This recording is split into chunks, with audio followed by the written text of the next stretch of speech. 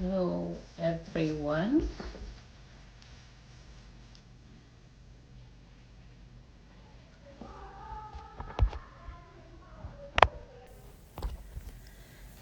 Hello, everyone, and welcome to our podcast. I'm thrilled to have today with me Ritchie Wingo. Today, we're going to be having on Cainergy Group. Today, we're going to be having the Group Chief Operating Officer. So I know it's not a time. The time is 4:30. We're supposed to start by 4:30. So we're just trying to get you all prepared. We'll start in the next 7 minutes. Ritchie is very, very prepared for today. So trust me, it's going to be an amazing time. He's the new Group Chief Operating Officer of Cainergy Group, and trust me, he's bringing a wealth of knowledge. He's bringing a whole lot of experience, his expertise. He's bringing a whole lot of information.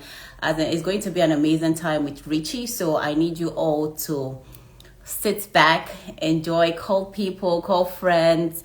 4:30 is the time we are starting. Ritchie is around the corner. He's prepared for us, like he already has like his questions laid down. So call your friends. That Cainergy Group interview, our podcast today of who we are at Cainergy Group with the Group CEO.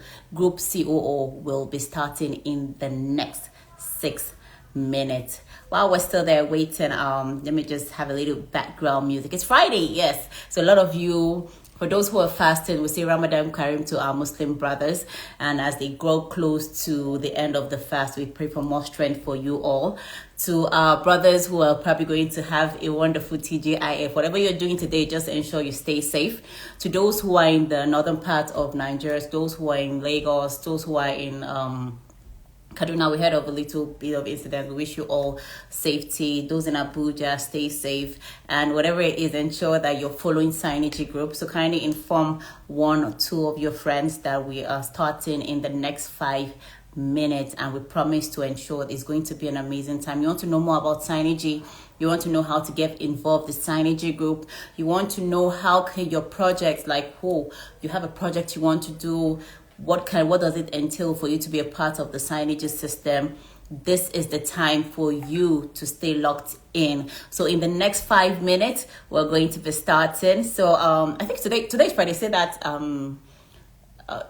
Juma, that's what and the note is called Juma. So yes, Baraka Juma to everyone. And like I said, we're starting the next 5 minutes to ensure Cainergy Group is a leading player in the energy sector. And whilst you're here, you can watch go to our website, www.cainergy.com. That's Cainergy, Cainergy. So www.cainergy.com. You want to send us an email, info@cainergy.com. So that's info@cainergy.com for any inquiries, any questions you have.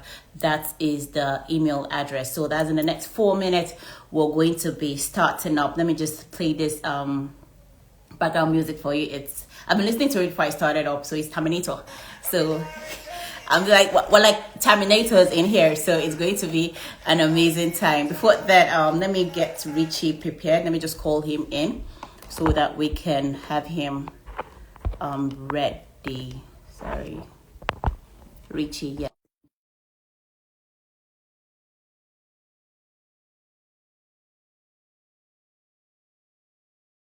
5 to everyone. So Richie, I'm calling in Richie already. Hi Richie. Hey, how's it going? Fine. How you doing? I'm doing just fine. You're looking fresh. Thanks. You're looking good. You're looking good. Yeah. All right. All right. So we're waiting for more people to join. Oh, sure. 4:30 is the kickoff time. So we don't want any, trust me, there's no traffic situation, no network glitch. Right. Everything is going to go smoothly. So like I did say to every individual, this is Ritchie Wingo. His LinkedIn profile is Ritchie Wingo. You can email him at r.wingo@cainergy.com in case you have personal questions or inquiries you want to send to him after this podcast. That's r.wingo, WINGO @cainergy.com. Like I said, Cainergy is spelled CAINERG And you want to visit our website is www.cainergy.com to send us an email to the Cainergy email. That's info@cainergy.com. My name is yes, I did introduce myself, sorry. My name is Omolmi Dan Okai. I'm the communication and PR specialist for Cainergy Group. My own email is o.okai, that's OKAYI @cainergy.com. So yes, we're just starting in the next 2 minutes. So before that, yes, everybody, this is Ritchie, this is Wumi. We have, for those who don't know, we have 3 branches in Nigeria. We have the Port Harcourt office, we have the Lagos branch, and we have the Abuja branch. And we're a global company. We have a company in Australia as well. So hi, Ritchie, how you doing? I'm doing And just fine. we're just going to go straight into business. All right. Sure. So Ritchie, let's get to meet you now. Who do we say Ritchie Wingo is, and what's your background? I mean, it's a pretty deep subject, but I mean, my overall background is I've been in IT for over 25 years. I was a software developer starting out, and over the years, I just grew into, project manager, process improvement, and just became a specialist. I'm actually an Oracle Enterprise One, which used to be called JD Edwards. I'm the specialist with that. I've been doing that for over 25 years, and been doing AWS cloud and integration type work and all those types of things for some very large companies around the world. And I've been a big focus on like digital transformation and coming into companies and transforming companies and getting them to optimize processes and things like that. So by doing all that, I've worked in a lot of different industries. I've been, working at a foundation. I'm not going to drop names of any companies today, but I worked at a foundation in New York. Um, Worked at a big entertainment company in New York as well. I've been involved in power and energy. I've worked in the mining industry, worked for the government, retail, and of course, oil and gas. So, and I used to be a director of oil and gas for advisory for one of the big 4 firms in Lagos. I was actually lived in Lagos for around about 10 years. And so I do get around Lagos. I know my way around. I can go anywhere I want to in Lagos pretty well. VI and Ikoyi. I used to live on Ikoyi, off Glover Road. Wow. One of my favorite So areas. I used to love going. in the Nigerian language, we'll say you're Omo Eko. Yeah, I'm not that far into my I'm not thrilled. What I say. When people are talking to me, I understand what they're saying, but I don't speak back. So I just can't get it to come out right. I got too much country boy in me, and it just doesn't come out right.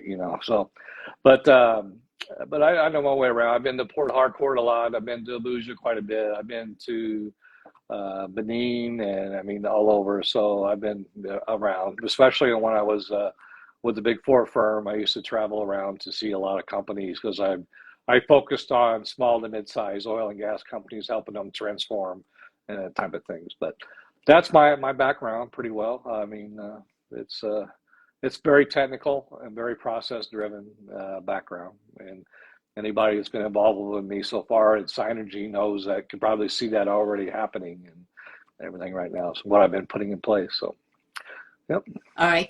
Okay. Thank you so much. Now over to the second question. Okay, so what's the transition, like your career? How did your career take shape in Nigeria? Like, how did you move from Houston to Nigeria? Well, I mean, I finished just finished like a 4-year project at Tiffany and Company, the jewelry company, and I was looking for a new project, and company, an EPC company in Houston, reached out to me. They were having some problems with their ERP system. They were actually trying to split the ERP system, and they had a consulting firm in there doing it, and it was messing things up. So they reached out to me, want to know if I'd come in and do an evaluation.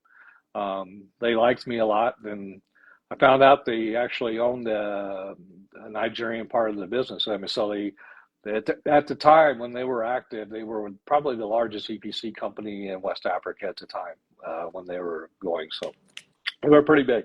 But so they, after being there for a while, they offered me a position.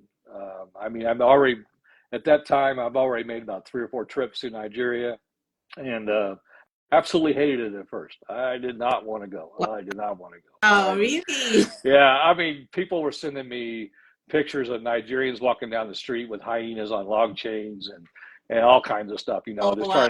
trying to mess with my mind and everything. But I didn't want to. Exactly. I didn't want to go. But after each trip, I just basically fell in love with the country, and so they offered me a position to come over and to be head of projects and process improvement for the EPC company, and so I came and. I got put on a rotation where I was actually in Nigeria for 5 months at a time, and got a 1 month leave. So I used to work 3 weeks a month. I would work in Lagos, and 1 week a month I would go down to Port Harcourt and work at the yard we had there. We had 2 massive yards that were down in Port Harcourt that I used to go to, and so it was pretty good. And I was with them for a while. Then after that, I went to work for a big 4 firm as the director of oil and gas in Lagos.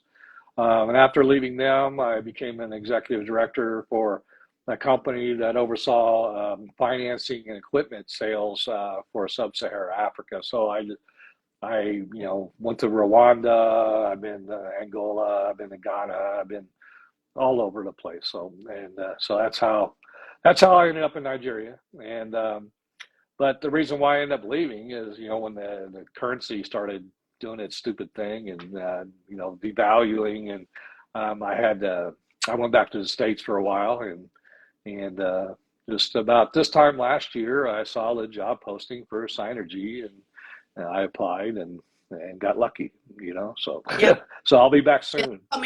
Coming to that now, what has so tell us what it's been like. You're the present group chief operating officer for Cainergy Group.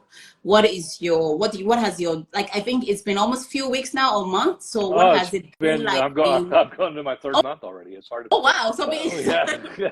that being the Yeah. GCU, or what's been your experience like, and what do you look forward to, like accomplishment you look forward to in the organization?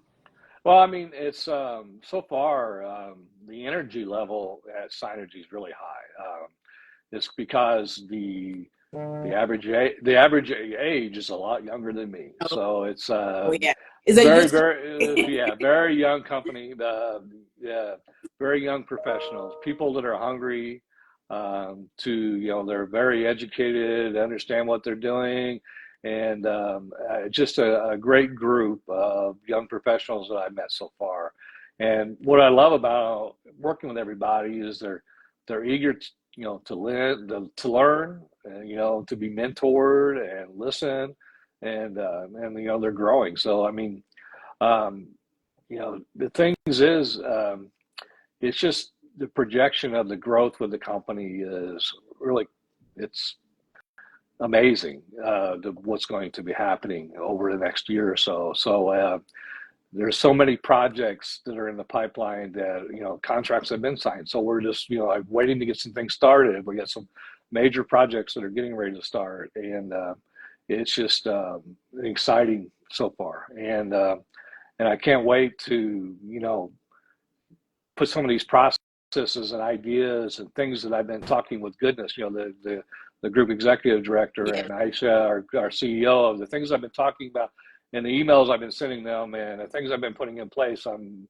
very excited about some of these things that we're going to be doing. And I'm really big on the brand and making sure that we're doing things, to strengthen the brand of the company. And so there's a lot of things there that I'm wanting to do. And also, Cainergy is not just a Nigerian company. We are a global company.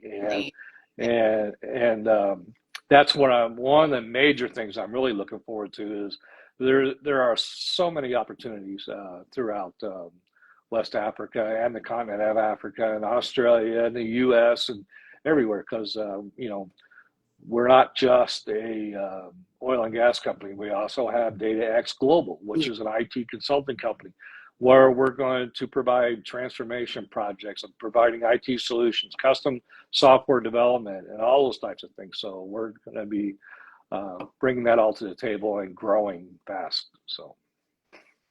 Okay, so we all know that there's always one or two challenges, like when it comes to hurdles. So what are the biggest hurdles at Cainergy Group, and what plans do you have outlined to jump these hurdles? Obviously, it's not going to be a smooth Right. all through. So we expect that definitely one or two things, hiccups here and there. Right. Then one of the biggest ones is getting the data captured that we have. Because we have all the projects, we got people involved, but the infrastructure behind everything is we're not able to capture data quickly on some cost, how we're doing on cost on projects and things like that. So and getting some financial indicators and benchmarks and things like that in place. So there's some things like that are lacking, but I've already started the process of how we're going to be doing project status reporting, and I've changed drastically how it's been done. So we're actually got all the project managers are going to be using this template that I developed. That it's very simple. They're going to show what they're currently working on, what they completed since our last meeting, what's their issues and risks that they see. They're going to have a list of benchmarks and financial indicators that they're going to have on there. But as we know right now, we're not able to get some of that stuff, but we're looking at implementing a potential new ERP system for the company this coming year as well. So those things will be there. So there's a lot of things happening behind the scenes to build the foundation of the company and make the foundation of the company very strong, to what way we can handle all the growth that's going to be happening.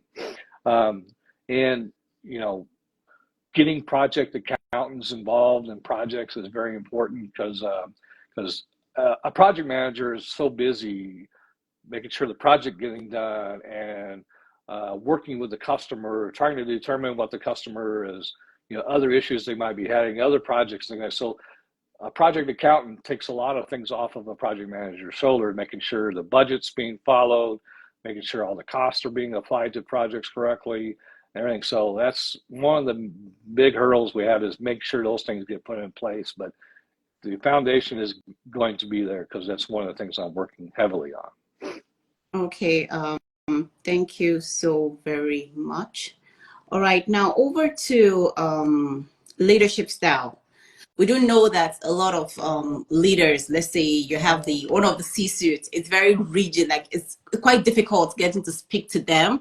Like you just have this whole you feel, I can't talk to this person at all. Like what do Right. you think leadership style is, and how do you think that would benefit Cainergy Group? Are you somebody who you see as approachable? Are you somebody you see like, oh, once the company just like, oh no, I can't see Richie, like I need to so No. just I mean, I'm a big believer in, I'm here to provide a service. I'm not a dictator in any way, shape, or form. My door is always wide open, and especially my team's door, since I'm remote right now. And I'm going to tell you right now, and nobody's. I mean, I get calls since I'm 6 hours behind. My day starts at 1:30 a.m. usually, and nobody's afraid to reach out to me as of right now. So it's been pretty wide open. So, but some things about me, what I try to do is I try to just do the small things where people can do the same type of things, like just show up for meetings on time, be prepared, and communicate very effectively.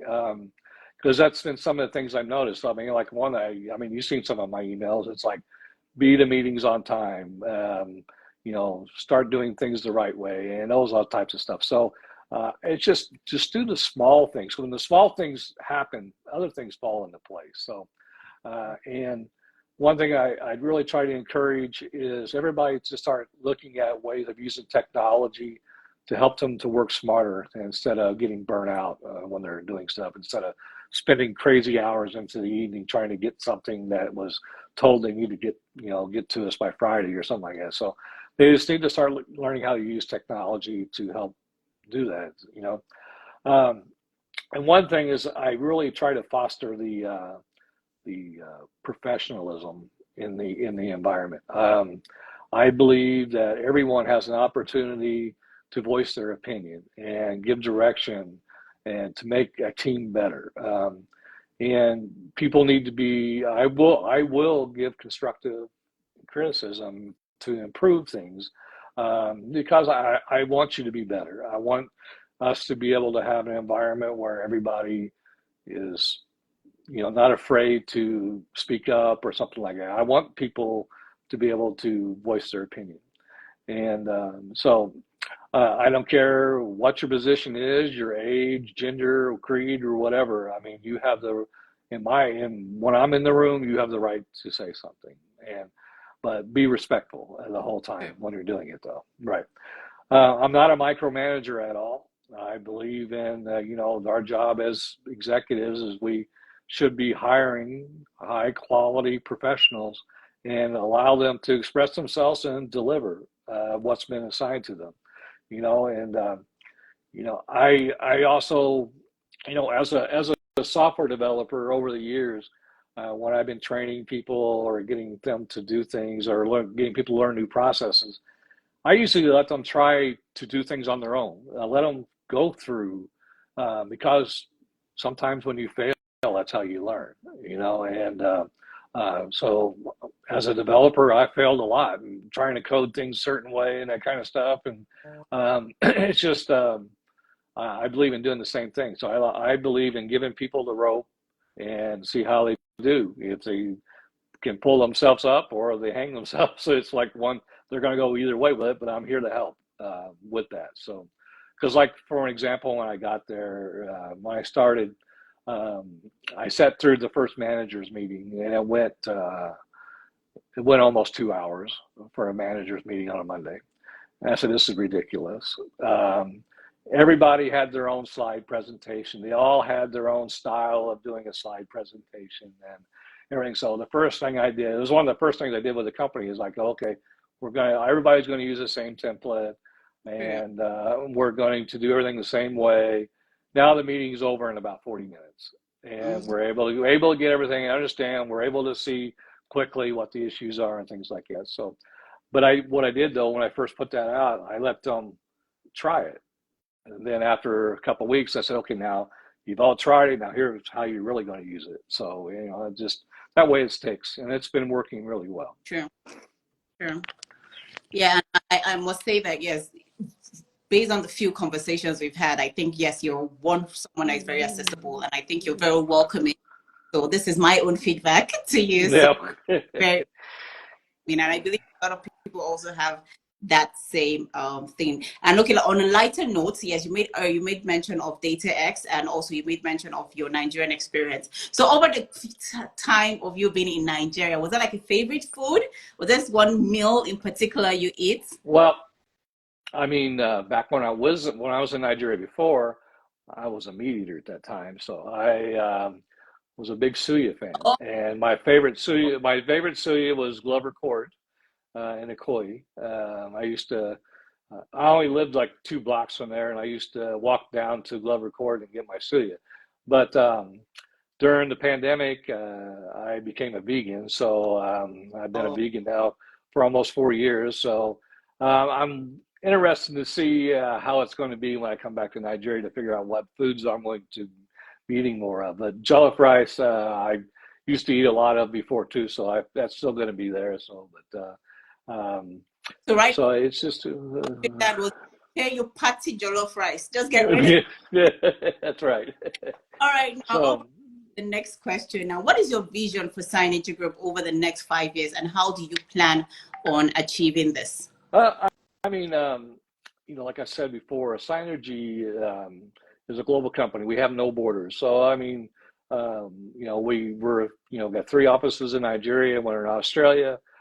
Before the pandemic, we actually had an office in Ghana, and our training department, CPS, has been to Rwanda and all over the place doing things. So I really see us strengthening and cementing more of a global presence over the next 5 years. And because, like I said earlier, there's so many opportunities going on. Like on West Africa, BP's got this huge gas find off the coast of West Africa. They're going to be drilling for a long time, so there's a lot of opportunity there for us to get involved. There's a lot of things in Ghana, Senegal, and things that are going on as well. And even, if we want to get involved, over towards Dubai or something like that. I mean, with Data X is going to actually probably open up a lot of doors for us, because we don't care what the industry is with Data X. Even though we want to be an oil and gas, provide services for an oil and gas company, but if somebody come along, a mining company or an energy company, they're going to need an ERP system most likely, or some kind of transformation. We'll be able to do that. Any custom programming, we'll be able to do it. And that's going to open up a lot of doors for us. And I see that as a way of really growing. I think we need to, as we're doing this with technology, as we hire people, we're going to hire the brightest and the best that are out there. Because one of the things I believe is, we're going to invest a lot into people, and we're going to make sure that once people come in, they stay. And we want them to make this feel like this is a company that when I come into, it feels like a home, and that's, they're going to want to stay. So, and we're going to make sure we get them, they're taken care of. So, I think it's one of the things we're going to do, and I really believe that in 5 years. I really believe by this time next year we're going to look totally different, and in 5 years it's going to be. I mean, it's just I can't imagine how many offices we're probably going to have in 5 years. I would say we'll have more than, we'll be close to about 7 or 8 offices, or we'll have in 5 years. So, yep. And for those who are joining us here, Cainergy is on LinkedIn. So we have Cainergy Group on LinkedIn. We have DataX Global on LinkedIn, Subdrill Services on LinkedIn. So if you want to know more about DataX, you want to know what they're into, what Cainergy is into, we're also on LinkedIn aside from Instagram and Facebook. So how do you leverage your IT and ERP expertise, professional innovation? Yeah. I mean, over my 25 plus years of working with ERP systems and technology, every company I've been at, I get involved in all aspects of the company. Everything from I can be sitting down with an accountant, helping them define a chart of accounts, coming up with the best ways of doing accounts payable, and I could also be sitting down with the guys in the warehouse, which way is the best way to put inventory away, how to pick it, how to get things assigned to projects, and all that kind of stuff. I mean, I've been involved in a lot of that. So when I worked at an EPC company in Nigeria, I was involved in warehouse and inventory heavily. We got project-based equipment and things that you have versus spare parts and PPE equipment and things for asset management, all that kind of stuff. We need a way of segregating. So, like when I was with the CPC company, I helped them redefine how the warehouse was set up and making sure it was optimized to work with the ERP system we had. And so I did that. And with finance, I sat down with finance of the EPC company, and I knew how every type of transaction that would hit the general ledger, how it was being done, the debit and credit of the whole side. Because I could sit down with an accountant and we could do T accounts and go through how, if you do an inventory transfer, what gets credited, what gets debited. If you do something with AP, if you receive a voucher, what happens to it when the accounts payable trade gets hit versus what cost gets hit on the GL side of it. So I've been involved with all that. Then when it gets like with procurement, when I was with there, I helped them design how the purchase orders will work, the requisitions will be. I helped them come up with a strategy on how to make sure we get the right vendors. And when we send out recs, we don't send out a requisition to one company. We send it out to a minimum of 3, and that way we can, go through our preferred vendors and choose most competitive. and help save money and those types of things. Then we also come up with ways of categorizing vendors and things like that, which I've already started some of that here at Cainergy, because I've given procurement and QA like a way of categorizing vendors, so that way when we're doing QA audits and things like that, vetting of the vendors, depending on if they're going to be somebody that's going to be a strategic partner, yeah, we have to really vet them. QA needs to make a visit, go do all their things. It might take a long time to do it, but versus somebody that we're dealing with that creates our t-shirts with Cainergy on them, we don't have to vet them as deeply, So there's ways of categorizing vendors and making it easier and faster for certain things that we need to do and that kind of stuff. So I believe the things that I've done in the past, that with new technology nowadays, that I can implement those types of things and probably improve on it because of the technology has changed and everything as well too. Yeah. So I believe you have one or two outlined steps as regards project management perspective, the EPC projects. Right. Some of the things that need to be done, we need to solidify the project life cycle and how things are hand over during this process. Because I just had a conversation with Aisha, our CEO, last week, and she, voiced her issues about how there's not really a good handover in that here.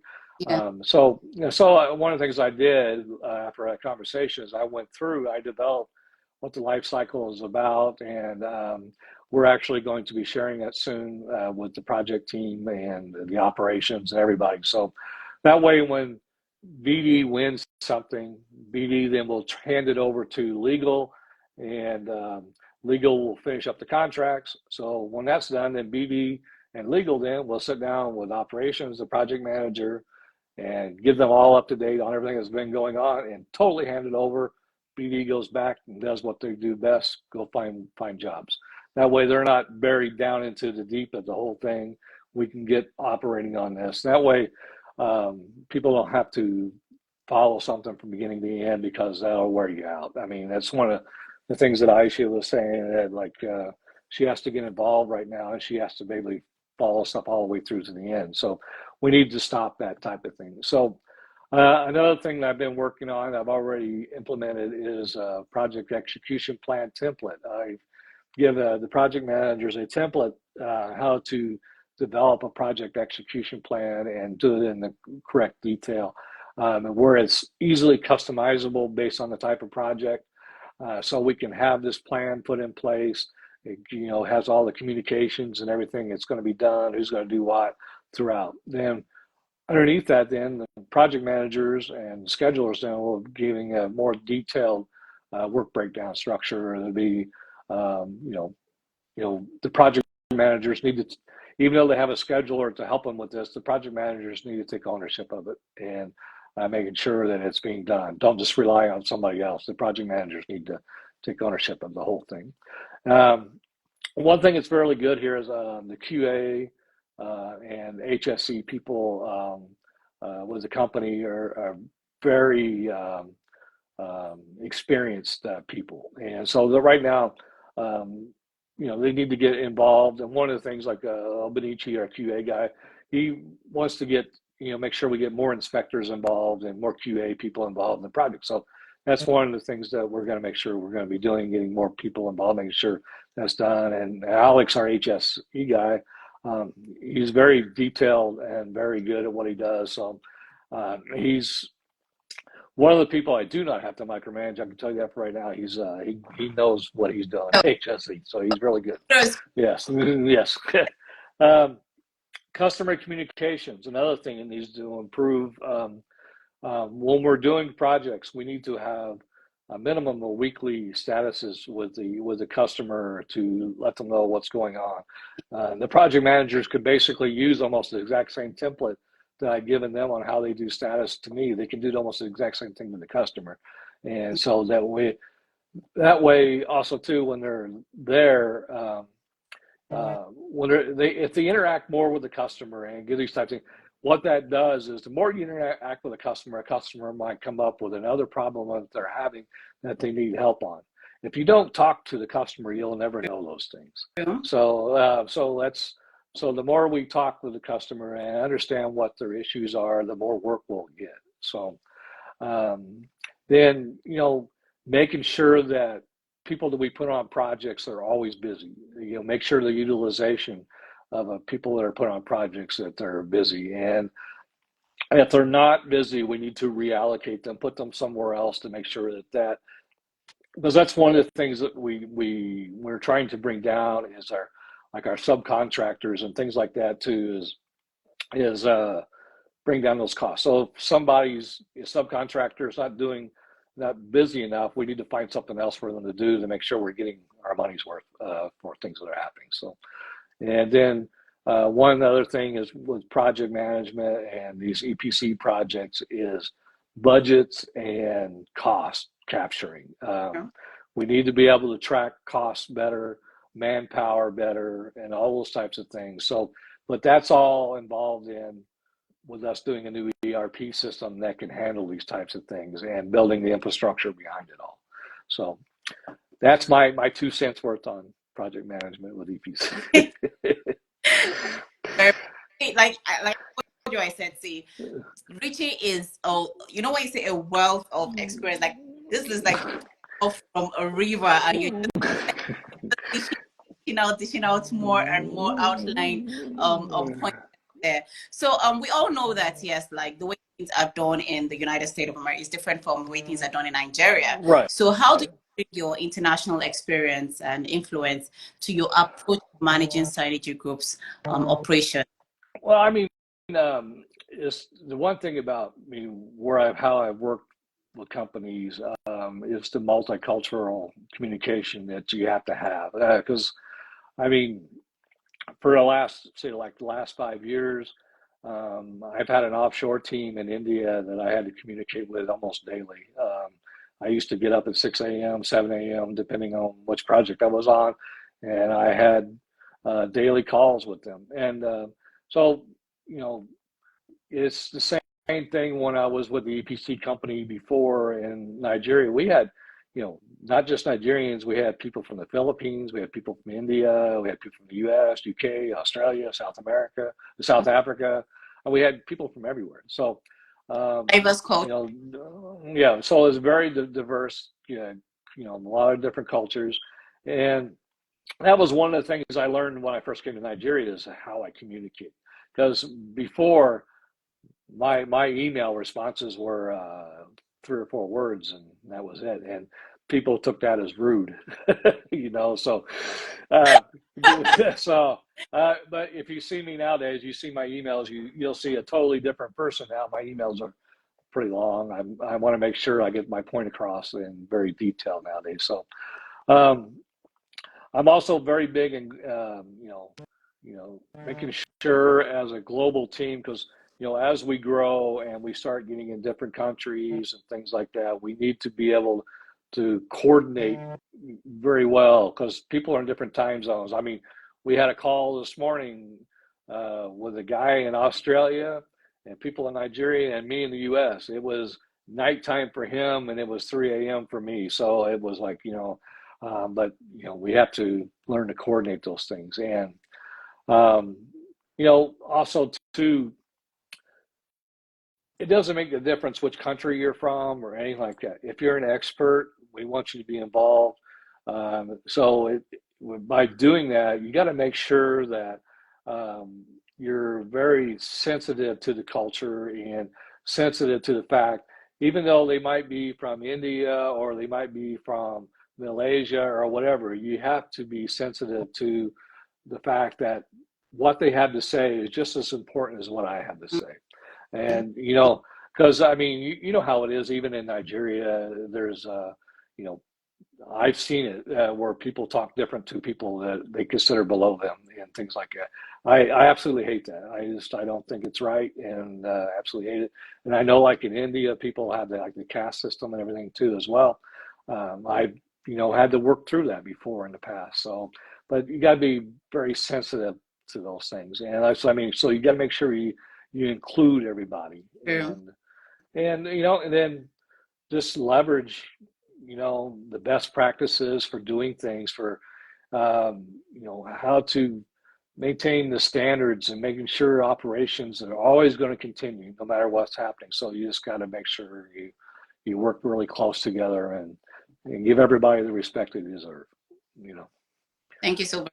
And for those who don't Yeah. know, mutual respect is one of our core values here at Cainergy Group. So no matter the level you are in, even if we have a first name policy, respect is still demanded within the organization. Okay.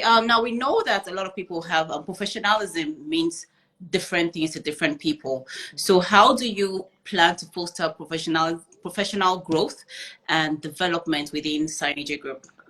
The one of the main things is training, and it sort of goes into mentorship at the same time, because our like people need to know how, like becoming a new manager or somebody gets in a lead role, they need to learn how to do that, and sometimes you just don't, like, I mean, like for yourself, you're a one person show basically in the communications department, but you're doing things as a lead person, so it's, you got to be able to start getting people to understand how this is how I should act as somebody in this role, and train them on that. And True. like I said earlier, it's doing the small things. If people start seeing you do the small things, all the big things will happen just fine. And so that's all about how I see mentoring and training people and making sure they get, and also too, as we bring in a new ERP system, or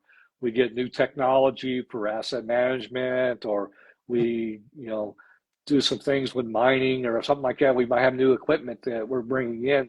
We got to make sure our people are trained on it, and that way we're experts on it. So when we go to customers, they see that we know what we're talking True. about, and everything as well. So, and another thing is, everybody has KPIs, and Exactly.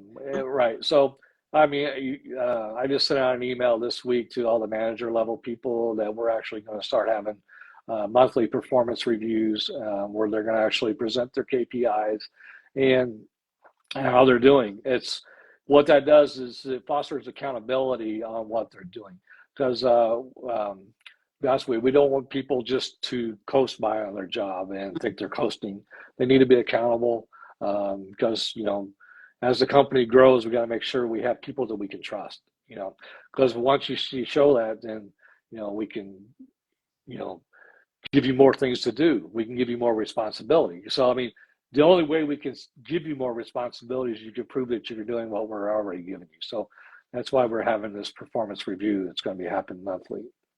And I think as the company grows, we need to put in place, certain career paths. I mean, eventually departments are going to be more than one person. So once we get to that point, we're going to have career path, because like I said earlier, we invest in people, and we don't want to lose people. Yeah. And Yeah. so we gotta have opportunities for them, because that last thing you want is somebody that's been with you for 2 years, and you didn't give them an opportunity to get a promotion or something like that, and they'll leave, and so we just don't want that to happen. And I also believe in in giving people an opportunity to lead. For an example, I did this. We have a team that reviews the websites weekly and things like that. I basically reached out, Blessed, our internal control guy. You're going to lead this meeting on Thursdays. He's not a website guy or nothing like that, but I give him an opportunity to lead, so I give it to him. So I'll be doing that with a lot of people as the more I'm in the company and stuff. So, and I think too, as we start getting more projects that are in different countries and things like that, that's going to open up a lot of opportunity for people to get involved in areas that they might not have before. And I mean, like our training department. We have trainings. I was amazed at how many trainings we have. These 5-day trainings that they're everywhere. They're in Nigeria, they're Houston, Dubai, Yeah. wherever you want to go. I mean, asset management to leader management. It's like that broad of a spectrum of training, um, so if you're on here and your company needs trained up, you should contact us. Yeah. It's amazing. Training services. That's training at Cainergy.com. So in case you have training service, you want to do collaboration with Cainergy Group, training at Cainergy.com is the email, or you contact r.wingo at Cainergy.com. Okay. Right. And I mean, the last thing is, the last couple of things is making sure we have a good feedback system that, because we want to make sure we're continuously improving what we're doing, and then recognize people, give a reward of excellence. So one of the things like QA just did is they give out an award for somebody that's following the QA standards really well in the company. So they just Emmanuel got there's Emmanuel A. I see there's two Emmanuel A's in our company, so I wasn't sure which one it was, but I don't want to call his son because I'm going to murder it. So let me just yeah, because it was not this long. Let's do it. There's Emmanuel Lagos and there's Emmanuel Abuja. So Emmanuel okay. was born. So, okay. now we don't get like, oh, what happened? Why did you call my name? I'm like, sorry. Yeah, that's right. So, I mean, those are some things that I think it's going to be really help the company a lot with professional growth and stuff. So, all right. Okay, so over to the next now. Sorry, me, I just lost that. Sorry. So, excuse me. My internet is speaking. I'm just scrolling through and see who's all on here. Yeah, of people joining. So everyone joining, thank you very, very much. Yeah. I mean, we had about 300 people said they were going to attend on LinkedIn, but I think the problem there is people are going to click on the LinkedIn. They think it's going to be a LinkedIn event and everything. Yeah. So, but the nice thing about this, it's recorded, so I can actually send this to them all. When it's done. Yeah. Okay, so over to the next questions, because we do have a whole lot of listeners in here now. What do you have to say to our listeners regarding your sorry, permit me, my system is okay. Excuse me, sorry. So we do have the lineup of questions so that we don't go out of place. And then right, it's number 11. I can't score where we're at. Yep. It's the one about so for live for those wondering why I'm scrolling through for live information, you don't want to say something then and somebody says, oh, what did you say online? You don't want to be held accountable for something online. Yeah. So what message would you like to leave with our listeners about the future of Cainergy Group and the impact you hope to make? So this is Ritchie and the role of the group. Right. For those who don't know, Cainergy Group we have 5 different subsidiaries, which is data. We have sub-drill services, we have Cainergy Construction, and so Cainergy International. So these are like the different subsidiaries. Now you have someone held in the position of the group chief operating officer. So what do you want to leave and the future impact you have on this present position? Well, one of the things as the new group CEO is I'm very committed to steering the group to future innovation, especially with excellence in the EPC and IT sectors, because EPC, asset management, and IT, like I said earlier, I really believe that's going to open up a lot of doors.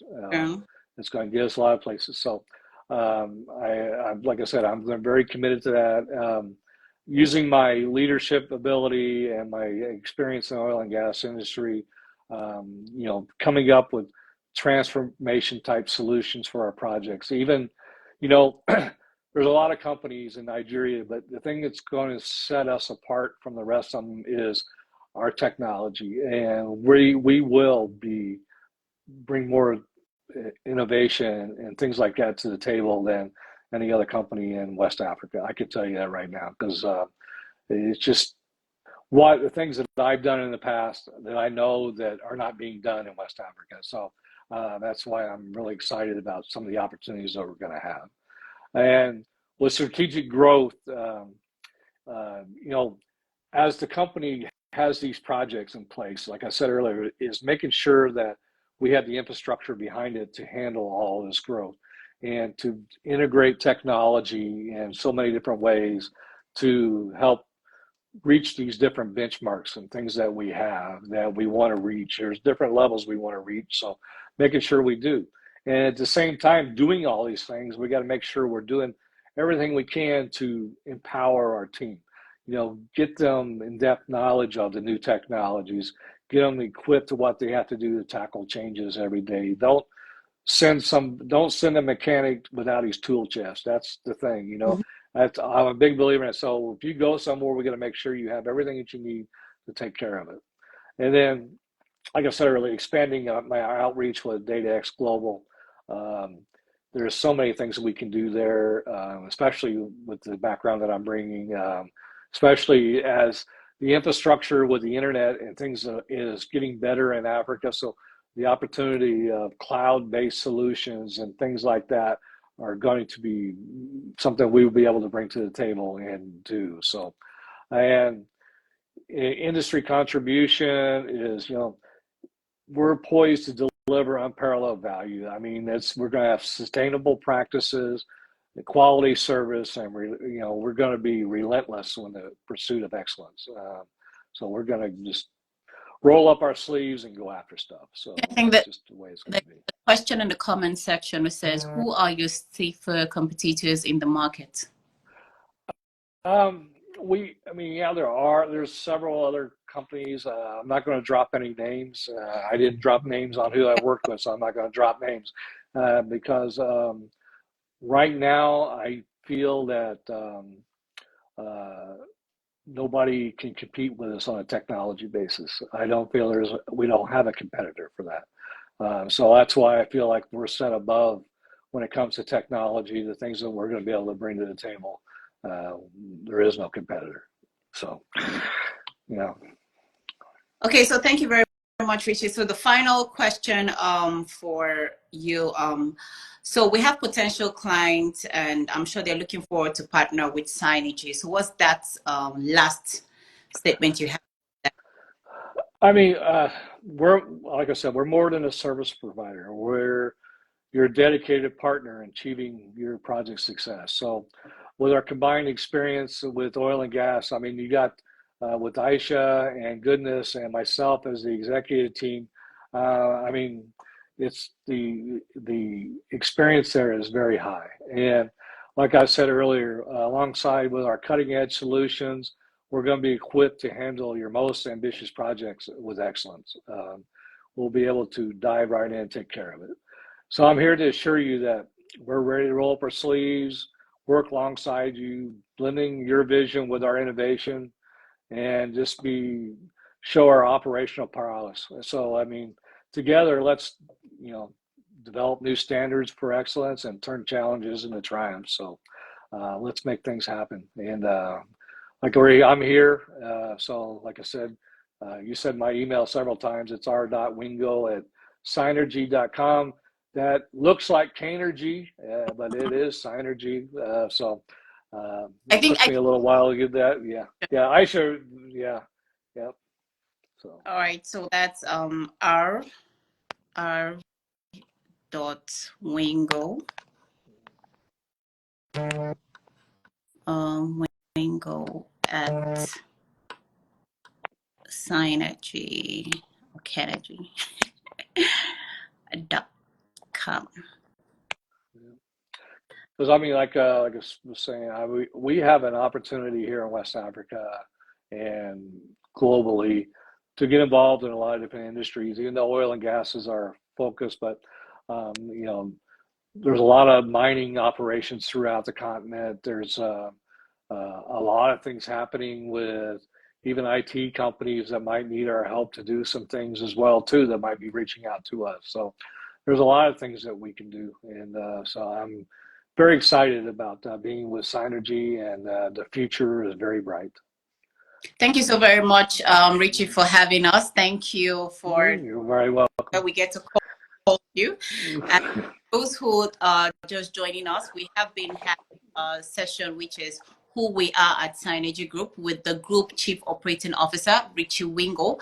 And like I just said, his email is r.wingo@cainergy.com.